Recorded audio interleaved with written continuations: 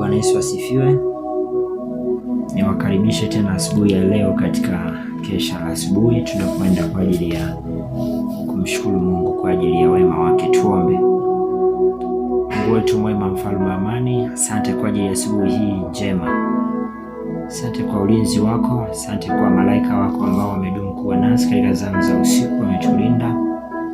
Asante kwa namna ambavyo wametuepusha na mabaya mengi ambayo yalipangwa na mwovu. Jina lako litukuzwe. Tunahitaji kujifunza ukuu wako na kusiwe nasi tufundishe kwa jina la Yesu. Amen. Leo ikiwa ni Oktoba 8, somo linasema kusudi kuu kabisa.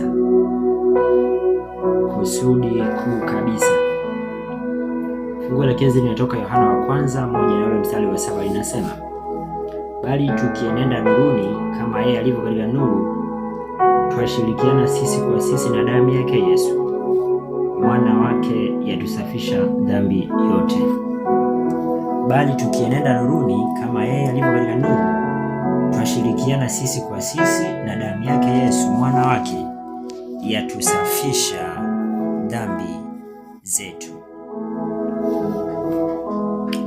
Mwandishi anaanza kwa kusema, umoja ni nguvu, na Bwana anataka kwamba ukweli huu upate kufunuliwa kwa washiriki wote wa mwili wa Kristo. Wote wanapaswa kuwa wamoja katika upendo, upole na katika unyenyekevu wa akili, wakiwa wameunganishwa katika jamii ya waumini kwa ajili ya kusudi la kuunganisha na kueneza mvuto wao. Wanalazimika kufanya kazi kama Yesu alivyofanya. Wanapaswa daima kuonesha ungwana na heshima kwa kila mmoja. Kila talanta ina mahali pake na inapaswa kusalimishwa chini ya utawala wa Roho Mtakatifu. Kanisa ni jamii ya Kikristo iliyoundwa kwa ajili ya washiriki wanaoliunda, ili kwamba kila mshiriki aweze kufurahia msaada wa neema na talanta zote za washiriki wengine na utendaji wa Mungu juu yao kulingana na karama na vipawa vyao kadhaa. Kanisa limeunganishwa katika vifungo vitakatifu vya ushirikiano ili kwamba kila mshiriki aweze kufaidika kwa mvuto wa mwingine. Wale wanapaswa kujifungamanisha kwenye agano la upendo na mapatano. Kanuni za Kikristo na za neema ya jamii yote ya waumini wanapaswa kukusanya nguvu na uwezo katika uwiano wa kazi. Kila muumini anapaswa kufaidika na kuimarishwa na mvuto uadilishao na ubadilishao wa vipawa tofauti vya washiriki wengine, ili kwamba yale yanayokosekana kwa moja yaweze kufunuliwa kwa upana kupitia kwa mwingine. Washiriki wote wanapaswa kuwa na umoja ili kanisa liweze kuwa na tamasha kwa ulimwengu, kwa malaika na kwa wanadamu. Agano la makubaliano katika ushirika wa kanisa ni ili kila mshiriki atembee katika nyayo za Yesu, ili wote wajitie nira yake na wajifunze kwake yeye aliye mpole na mnyenyekevu wa moyo. Wakifanya hivi, anasema, Mwokozi mpendwa, mtapata raha nafsini mwenu, kwa maana nira yangu ni laini na mzigo wangu ni mwepesi. Mathayo 11:29 na 30. Wale wanaojitia nira ya Yesu watavuta pamoja, watakuza huruma na ustahimilivu, na katika uigaji mtakatifu watajitahidi kuwaonesha wengine wingi wa huruma na upendo ambao wao wenyewe wana uhitaji mno. Yeye ambaye ni dhaifu na asiye na uzoefu, ijapokuwa ni dhaifu, anaweza kuimarishwa na tumaini zaidi na wale walio na uzoefu mkubwa. Ajapokuwa mdogo kuliko wote, bado yeye ni jiwe ambalo lazima ling'ae jengoni. Yeye ni mshiriki wa muhimu mno katika mwili uliounganishwa.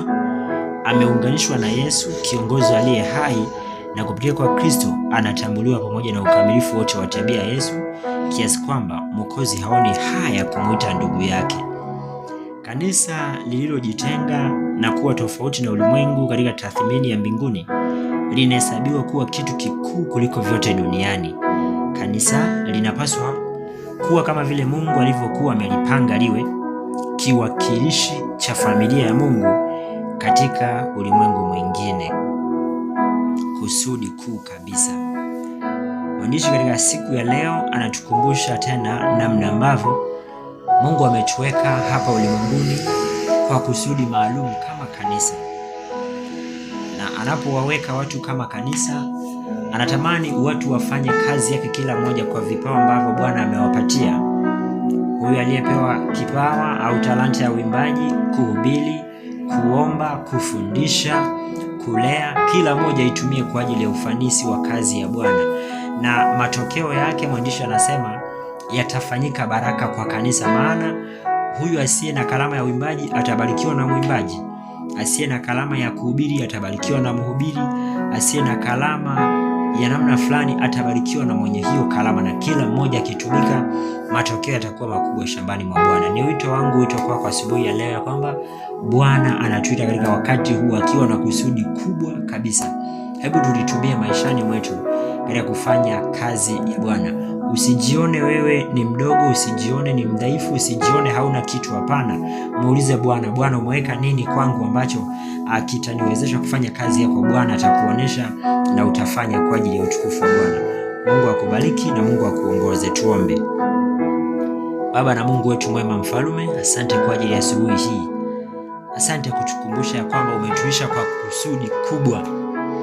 Asante ya kwamba makusudi yako hayawezi kuzuilika kwa udhaifu wetu wa kibinadamu. Wewe unaweza kumtumia mtu yeyote, hata kama anaonekana kutengwa na jamii, kutengwa na familia, kuonekana katika kanisa ni dhaifu, lakini wewe Mungu, maadamu umemuita, umeweka kitu kikubwa ndani yake kwa ajili ya kufanya kazi. Kwa namna hiyo, tutie nguvu, tutie moyo mahali fulani tunapodhoofika na kujiona kuwa hatufai, tuone ya kuwa tumeitwa kwa mwito mkuu na mbingu kufanya kazi yako. Kuza talanta na vipawa tulivyo navyo, tuvitumie kwa unyenyekevu kwa ajili ya utukufu wa jina lako. Asante kwa sababu utatuwezesha kutambua wale ambao tujatambua. Asante kwa sababu utatuwezesha kuvitumia wale ambao tumekwisha kuvitumia. Neema yako itufunika asubuhi hii na siku ya leo yote kwa jina la Yesu. Amen.